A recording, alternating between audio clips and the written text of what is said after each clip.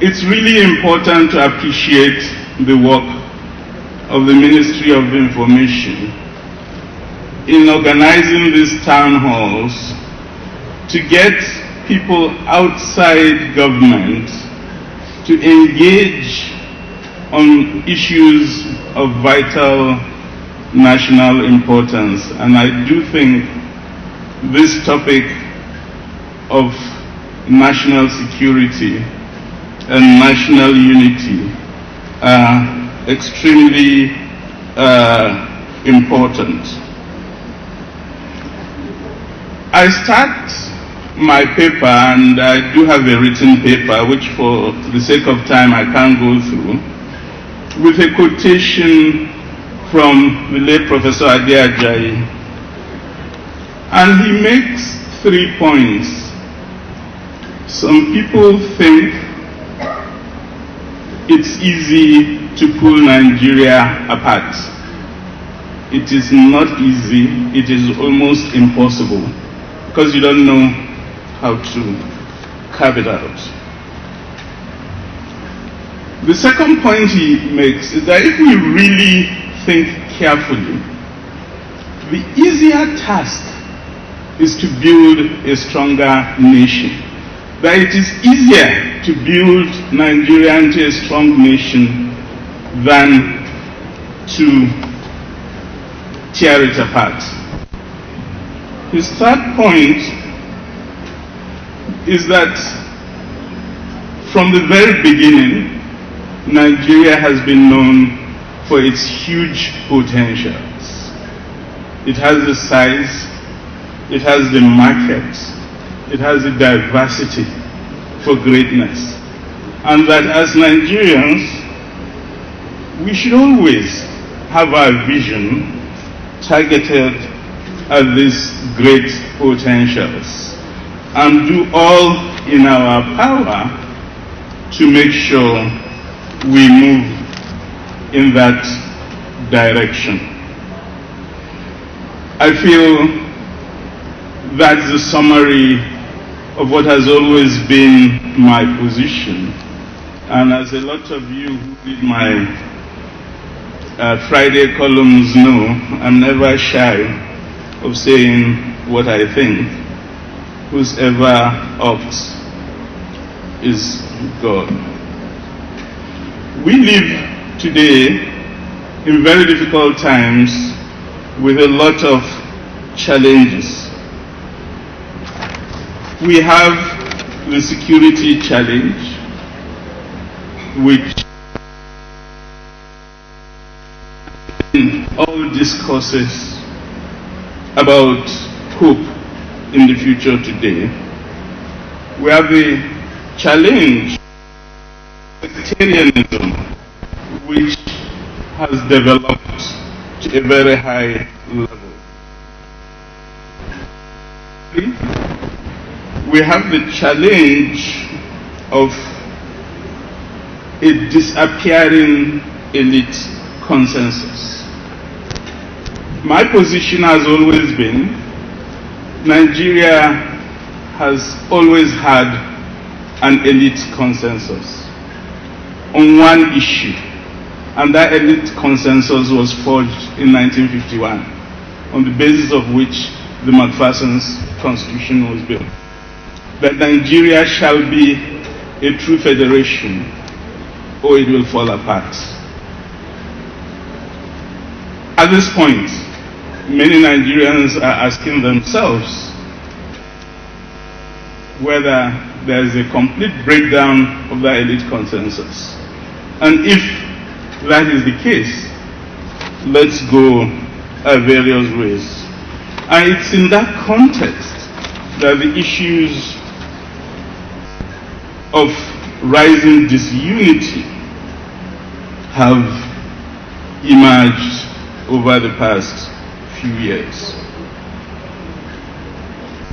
I think it's clear to all of us that we do have a serious state crisis. And that state crisis has three elements to it. The first element is that of public corruption. Independence was obtained on the basis of a promise: improved security, improved welfare for Nigerians. The story of Nigeria, and I argue in this paper that we have to stop focusing on just the government in place today. Our problems go way back.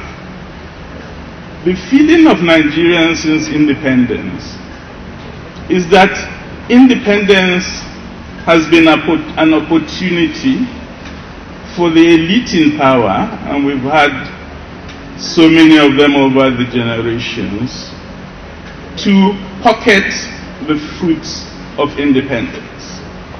We've also seen many governments come into power on the basis and promise of settling the question of public corruption, and they have failed serially. This problem of public corruption generates the second problem with the Nigerian state, that of citizenship. Nigerians feel they are not genuine citizens of their country because the elite take over all the resources for themselves. These people in the front row, I'm not referring to you here. The third crisis, which flows from the crisis of citizenship, is a crisis of democracy. The crisis of democracy poses itself dramatically only in the Fourth Republic. Those of us who spent a few years following Nigerian politics know what's in the literature. The literature says the First Republic was truncated after 6 years. If it hadn't been, we would have resolved the problem of democracy. The Second Republic lasted just 4 years, and therefore we didn't get the opportunity to resolve the problem of democracy. The Third Republic, thanks to the military, never even took off. The Fourth Republic has been here for 21 years. In that 21 years, democracy has not deepened significantly, and Nigerians have not seen the dividends of democracy. And I think it is in that context that Nigerians pose the question: what does democracy mean for me as an ordinary citizen? Nigeria is today undergoing its third election. The first crisis was from the 1962 census through the 64 elections, the coup, and culminated with the Civil War. The second crisis was in the early 1990s and the collapse of the promise of the Third Republic. The third crisis we are going through is the one we are in today. When I was coming in here, I saw some of the security officials have boldly written on their back, "Commando." Nigerians are telling you, you are not the only commando in this country. On Monday, non-state actors carried out a commando attack in Imo State. They ransacked the prison. No, it's not called prison anymore. Exactly. The police headquarters. They released prisoners. They burnt public edifices. So we do have commandos out there. Yesterday, Nigeria convened a meeting, the National Peace Committee. The chairman, General Abdulsalam Abubakar, said we have 6 million private citizens with small arms in this country. Think about it. 6 million. The Zamfara state governor, no forest that bestrode the 4 lovely states, Zamfara, Katsina, Kaduna, and Niger. We have 30,000 armed combatants engaged in terrorism and banditry. We have 3 million IDPs, people who have been chased out of their communities and out of their homes. And clearly, there's a basic issue about the Leviathan. Governor El-Rufai spoke about the Leviathan asserting itself. It should, but can it? With 6 million civilians with arms, what's the total population of all the security agencies in this country? The Leviathan, as the Farmer's book said, has been crippled. And the task before us is to work out a new pact so that you can build a new Leviathan, this time anchored on the people. I propose in my paper 10 benchmarks on how to move forward. And given the time constraints and the number of panelists, I'll go through them extremely quickly. The first point is the nature of our security agencies. The fact that they never went through decolonization. Nigeria's security agencies were established as a bulwark for colonial rule and exploitation of the people. They therefore were thought not to have respect for the people, to treat them with disdain, to oppress them, to deal with them. And I know what I'm talking about. I was a member of the presidential panel that investigated human rights violations by the armed forces. And we went around Nigeria and heard what people were saying. And what people said is summarized in the hope and the fear of the Nigerian state. Everywhere we went, the people have tons of complaints about violation of their rights by security agencies. and they said, let them stop it. We always ask one question: should the military be withdrawn from your community? Every single place we went to, they said, no,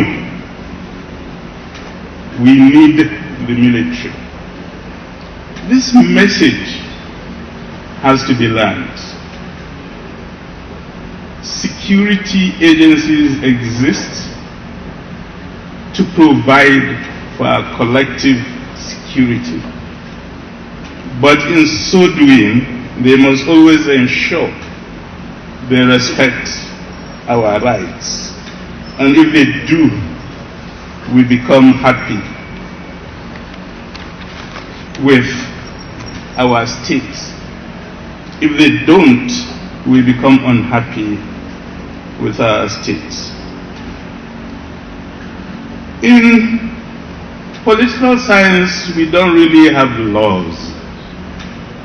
But if there were, the one law will be, in the history of humanity, no state, no political community can be sustained by force. To sustain a political community, you must transform force into law, and you must transform obedience of the masses into a conception of the duty of the masses to their political community. And I think this approach of respect for the rule of law, of the observance of human rights, is what enables the Leviathan to do the job of keeping the community together. My second point, therefore, is the crucial observance of the edification of the rule of law. We have to check excesses. The problem in this country, everything that happens is known by Nigerians. Just a few days ago, a judge is filmed in Banex Plaza beating up citizens. What happens after that? The judge wasn't taken to jail. The citizen is now in jail. And listen to Nigerians. They're saying this is crazy. We all saw the video. Videos can be, we know, manipulated. Lai Mohammed has spoken a lot about that on various occasions. But there were tons of witnesses to what happened. And the person that is now in jail is not the perpetrator. It's the only story I'll give on the rule of law, because it happens every day in every state. So this question of Nigeria's ruling class interrogating themselves daily,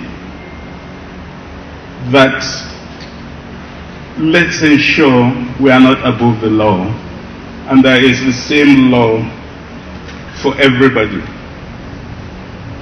Mr. Arabi Sola, I hope you are listening to me. It's the same law for everybody. Tell them every day, morning, afternoon, and night. My third point, benchmark, has to do with an increased effort to engage with the marginalization thesis in this country. Every media organ, every message in the social media is about how we are marginalized, how our people have been marginalized in this country. That narrative of marginalization has always existed in this country. When you look at the debates between Nigeria's leaders, between the Richards Constitution in 1946 and the McPherson's in 1951, it was all about marginalization. That one region will get power and marginalize the others. And that's why they said, let's agree, elite consensus, federalism. In 2012, I ran 7 columns on marginalization. And I went through the 6 geopolitical zones, and I show for each of them that there is a widespread narrative within that zone that they are the most marginalized zone in Nigeria. And they all have their reasons for saying that. Now, what that tells us, so all zones in Nigeria are marginalized. But that's not the problem. The problem is what happens when a zone allegedly gets power. Nigerians feel the attitude of that particular elite group is that it says it's now our turn to take ourselves out of marginalization. And in so doing, it forgets the narrative that all the others are also complaining of marginalization. My point here is there is a discourse on governance that has been unable to intellectualize and contextualize narratives about marginalization. Why am I being given different times? This one is the final one, right? Okay.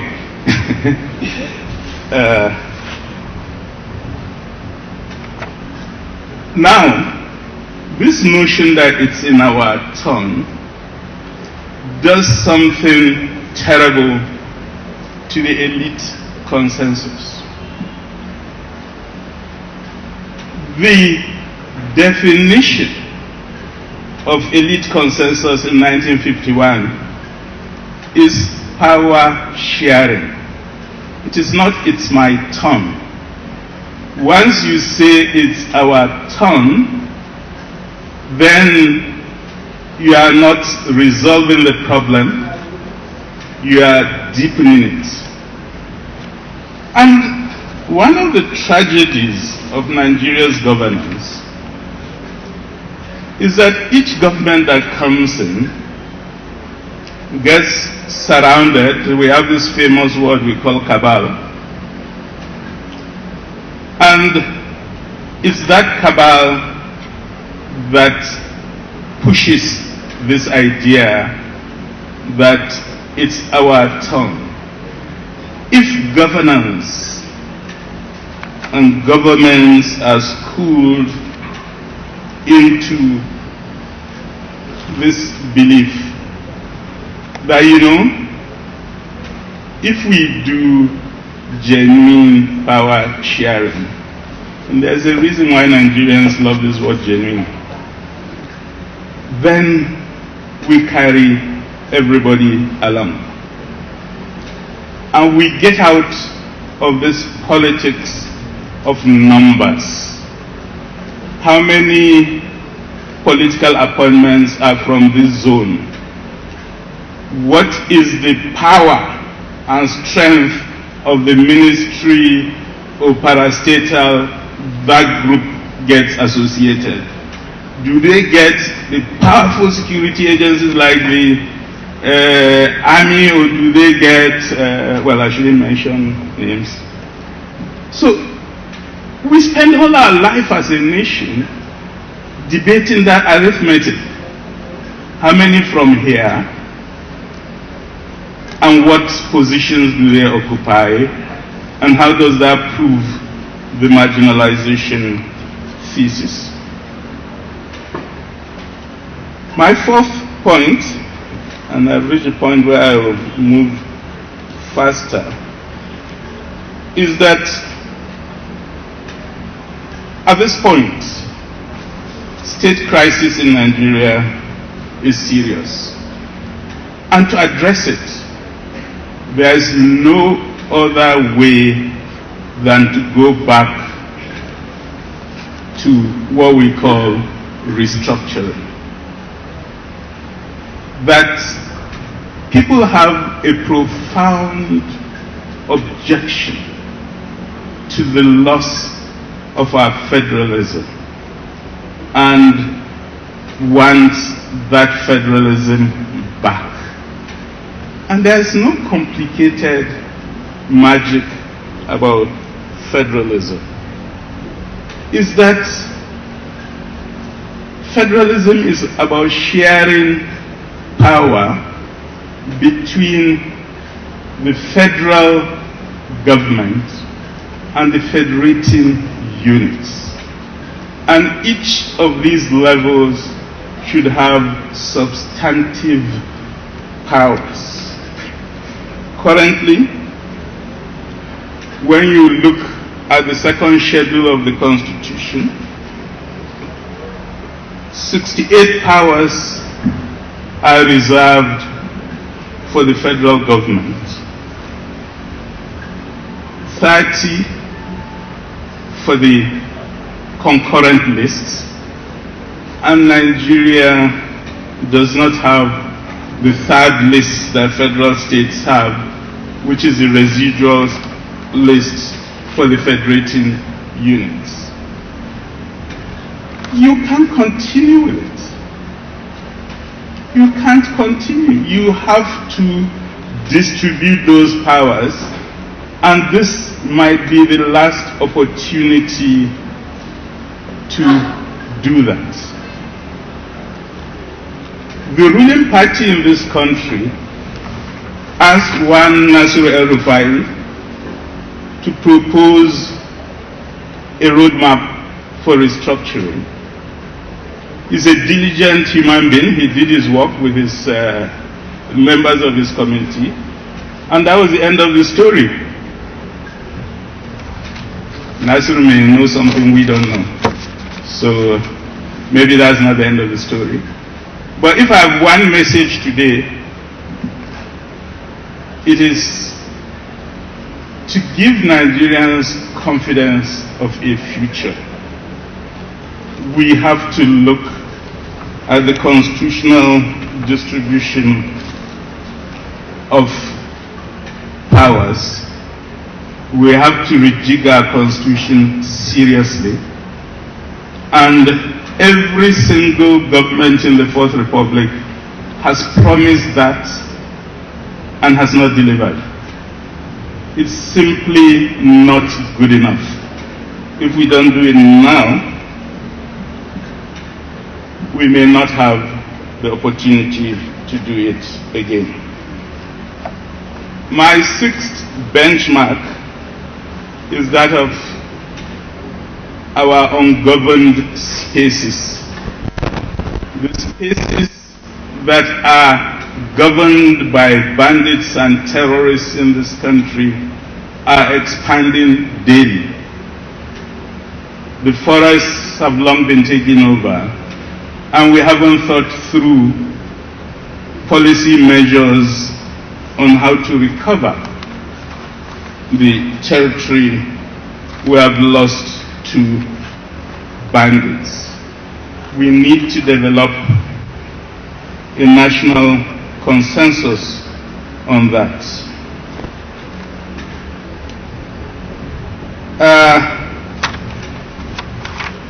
My seventh benchmark is to start telling our young ones that we worship the same God. This is a theme I've been on for some time, and it's based on my secondary school experience. My witness is the Minister of Defense and the Governor of Kaduna State, who are in the only secondary school that matters in the history of Nigeria. And for the years we were in school, we had a great book of readings for assembly every morning, which is on the theme that we worship the same God. This is a book of readings published in 1958 in preparation for independence by the government of northern Nigeria.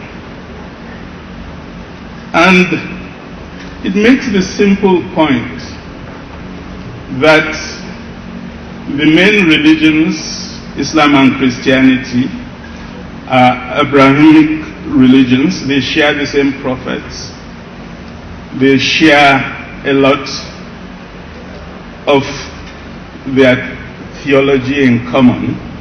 And what they did was to get religious experts to go through the key books of both religions and deliberately choose phrases that are almost identical.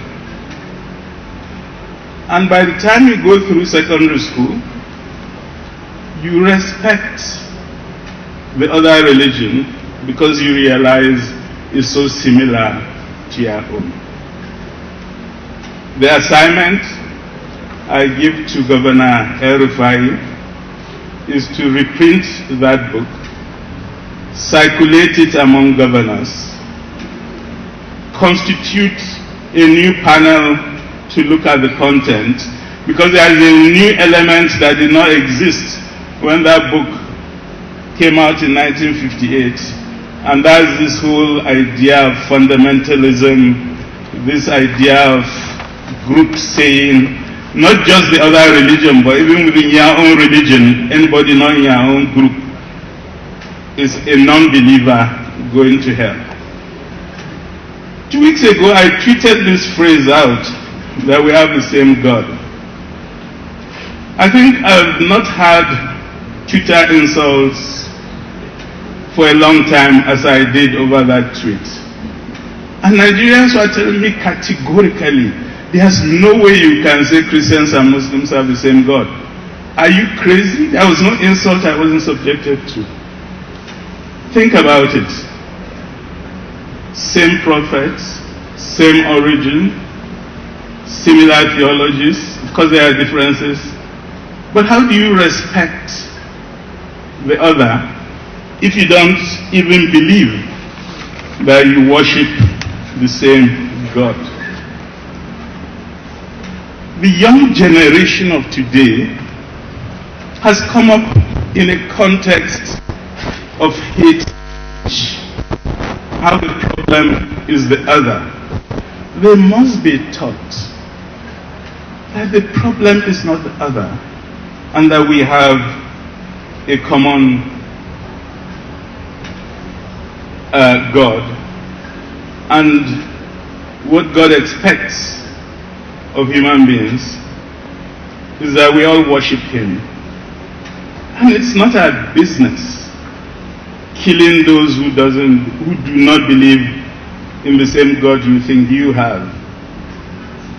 We must stop that, and it takes deliberate policy measures to put that out in our educational system. My next point is education for all. And it's about why and how this country forgot the National Pledge of 1973. General Gowan convened a meeting of his cabinet in 1973, locked them in a room and said, let them come out with one idea that will ensure we never have a civil war again. They came up with 3 ideas. Every child born from 1970 must have 3 things: compulsory primary education, free primary education, qualitative primary education. That's the national, the National Pledge of 1973. And it was to start implementation from those born in 1970. And that's why UPE started in 76, to capture that. And every government from that time on was to ensure. The last school census I've seen, credible school census, was that of 2010. What does it tell us? Borno State had 23% of children of primary school age going to school. Lagos, 95%. There's something wrong with those numbers. How do you expect peace? The other number that I should talk about, because it's controversial and nobody ever wants to talk about it, is that of family planning. What are the numbers? The fertility rate for Lagos is 3. That is the average woman in her lifetime gives birth to 3 children. The fertility rate for Borno is 7.3.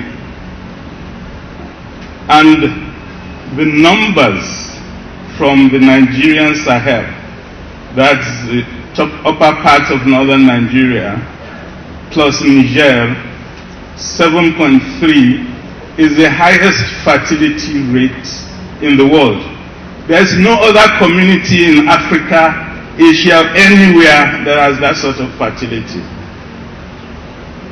We have to think about that. It's the places with the highest fertility that have the least commitment to educating the children, and we send them out to beg, and we are surprised. We have 30,000 armed bandits in Sokoto State. And in the Barewa lecture, I spoke about the irresponsible political behavior of the Nigerian elite. Because this problem was addressed in 1973. Today, we are still not there. And I repeat, it's unacceptable. My benchmark number 9. So there's only one more after this, and the last one is the shortest. Is how do you build a state? People think understanding the state is a difficult thing. No, it's very simple. The state does 3 things, and just get it to do those things, and then you are fine. The first thing the state does is that it taxes the population. It takes their money. And when you look at the history of states, there is a very close correspondence between capacity to tax people and competent governance. When you take money from every adult. Accountability is on the table. We must go back to taxing Nigerians and getting them to be partners in state building. And when you do that, they will pursue you to use their money well. We have to do that. The real benefits of taxing people is that you get to know them. Who are your people and where are they? When you look at our emirs from 1903 till we abandoned local government, every traditional ruler had the primary responsibility of knowing the total households in their domain, from Mengwa, Bekechi, right up to the top. And their day job is knowing everybody in the community. Nobody knows who is in the community today. Nobody has responsibility. Local government doesn't exist. So the Nigerian state actually doesn't know Nigerians. And the fastest way to know Nigerians is tax them. They will scream, they will shout, but you get to know each other. The second work of the state, and is a direct flow from the first, is that the state produces public goods. And if your public good derives from your taxes, there is accountability and you always get asked questions. The third role of the state is justice for all on the basis of the law. My 10th benchmark is about marriage. Marriage is very important. When you read Article 15(3)(c) in our Constitution, and the Nigerian Constitution is one of the few constitutions who go into marriage, the Constitution says, go forth and marry between cultures, between religions, between places of origin, between ethnic groups and linguistic groups. It's in our Constitution. You know the funny thing? Very few Nigerians, maybe a few hundred, knows it's in the Constitution, but Nigerians have been obeying the Constitution. They've been marrying across cultures in a very profound way. Of course, it's not because they read the Constitution. It's because Nigeria has urbanized massively. And the second reason is that a lot of marriage where people meet to marry is through religious organizations. And both of them put people who are not from the same origin together. That's urban life and religious organizations. So Nigerians meet themselves. They are not from the same culture. They love each other. They marry. So we can't break up this country. We have to make marriages happy. Thank you.